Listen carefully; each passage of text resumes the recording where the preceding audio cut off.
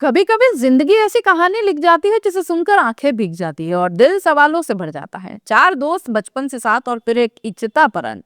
यह कोई फिल्म नहीं, लेकिन उत्तर प्रदेश के जिला शामली की सच्ची घटना जरूर है।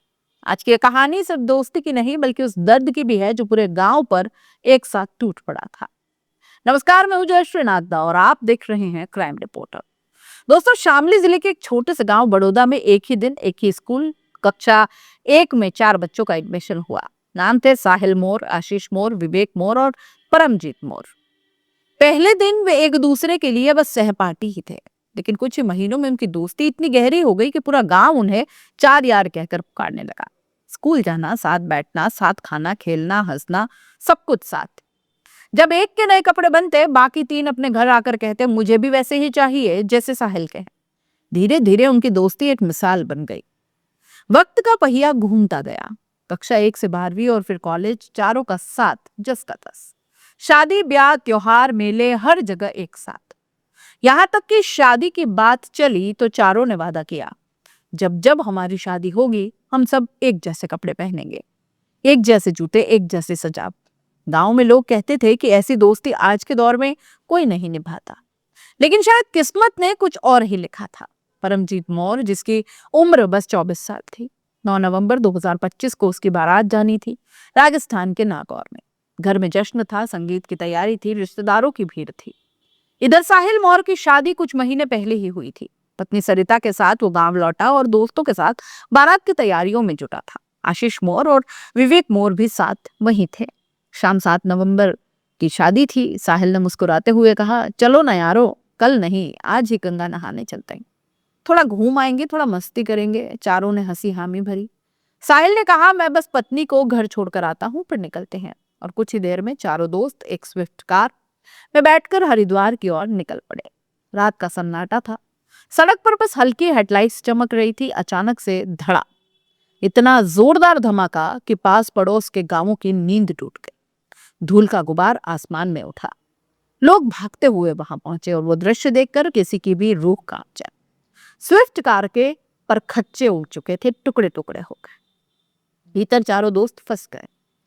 कोई सांसें तोड़ रहा था तो कोई पूरी तरह शांत खड़ा था। थोड़ी देर में पुलिस पहुंची। थाना बाबरी के थाना अध्यक्ष राहुल सिसोदिया ने जब दृश्य देखा, उसकी आंखें भी भर आई।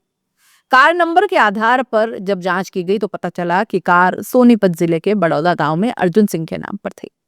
पुलिस ने फोन किया, साहब आपकी गाड़ी का भीषण हादसा हो गया है, कृपया तुरंत शामली पहुंचिए। कुछ ही घंटों में अर्जुन सिंह और गांव के दर्जनों लोग मौके पर पहुंच गए। चारों की लाशें देखकर हर किसी की रूह कांप गई। पूरा गांव सन्न रह गया। अगले दिन जब चारों की बॉडी गांव पहुंची तो मातम का आलम था। किसी के पिता की आंखें सूख गई, किसी की बहन बेहोश हो गई, किसी की नवविवाहिता पत्नी बर्बाद हो चुकी थी। गांव वालों ने कहा, जब चारों ने जीवन साथ जिया तो अंतिम यात्रा भी साथ ही होनी चाहिए। और फिर पूरे गांव की सहमति से एक ही चिता बनाई गई।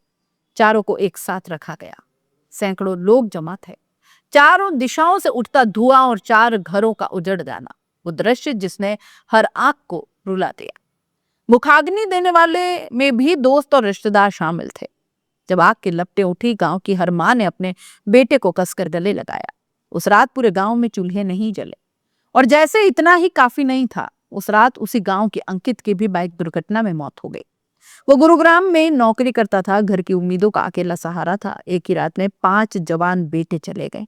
गांव में सन्नाटा पसरा था। किसी को कुछ समझ नहीं आना था। माताएं जमीन पर गिर गिर कर रो रही थी। पुलिस की जांच में सामने आया कि गाड़ी की रफ्तार बहुत तेज थी। सामने खड़े एक टैंकर को देखकर ड्राइवर कंट्रोल ही नहीं कर पाया। गाड़ी सीधी जाकर उससे टकरा गई। अर्जुन सिंह ने बयान दिया, मेरे पोते की गलती नहीं थी। कैंटर चालक ने अचानक ब्रेक मारे। एफआईआर दर्ज हुई, जांच शुरू हुई, लेकिन जो गया वो अब कभी लौट कर नहीं आएगा। दोस्ती खूबसूरत होती है, लेकिन जब लापरवाही बीच में आ जाए तो वही जिंदगी की सबसे बड़ी गलती भी बन जाती है। गाड़ी की स्पीड नहीं, उसकी समझ आपकी जान बचाती है, क्योंकि हर मोड़ पर जिंदगी और मौत के बीच बस कुछ ही सेकंड्स का फासला होता है। ये कहानी किसी को डराने के लिए नहीं, जगाने के लिए है। कभी कभी जो पल मस्ती के लगते हैं वो पल जिंदगी के आखिरी भी बन जाते हैं। चार दोस्त, एक चिता और एक गांव की यादें, जो आज भी हर दीपावली की रात उन चारों की हंसी को ढूंढती है। आप इस पूरे मामले को कैसे देखते हैं? अपनी राय कमेंट बॉक्स में लिख दीजिएगा। क्राइम रिपोर्टर में हम क्राइम की अलग अलग कहानियां लेकर के आते हैं, अलग अलग हादसों की कहानियां आप तक लेकर के आते हैं, अजीबोगरीब घटनाओं की कहानियां भी आप तक लेकर के आते हैं। ये कहानियां आपको कैसी लगती हैं कमेंट बॉक्स में जरूर बताइएगा। हर एक कमेंट पर हमारी नजर रहती है। जो सुधार करने लायक बात होंगी उसमें सुधार भी हम जरूर करेंगे आपके कहे अनुसार। साथ बने रहिए, शेयर जरूर कीजिए ज्यादा से ज्यादा। यह आपका अपना चैनल है, इसे खूब आगे बढ़ाइए। नमस्कार।